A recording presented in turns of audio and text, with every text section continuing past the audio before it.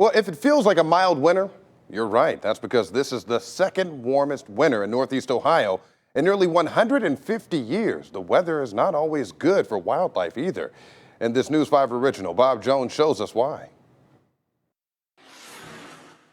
A peregrine falcon with a break in her shoulder. She came from downtown Canton, found down on the ground. A screech owl found partially blind. This guy here was hit by a car. And a box turtle, slowly getting better. This boy has a respiratory infection, upper respiratory infection. Just some of the 50 animals on roads to recovery inside the Stark Parks Wildlife Conservation Center in Massillon. Most of the Ohio rehabilitators that I know of have seen a great increase in their intakes.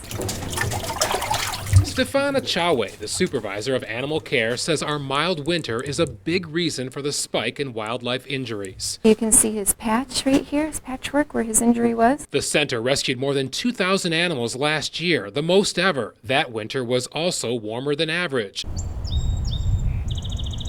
Achawe says instead of hunkering down in the cold and sleeping more animals are out more, searching for food and getting hurt in the process. They'll become lethargic, they may be desperate, so they're crossing more streets, roaming a lot further to try and find food, and that's when it can become dangerous for them, running into cars. It's not just the early hunt for food. Flea and tick season is lasting longer with the warmer temps. The animals that are coming in are almost always have fleas and ticks now, whereas before it was just here and there. The goal is to release many of the animals, like this osprey, back into the wild within 5 miles of where they were found.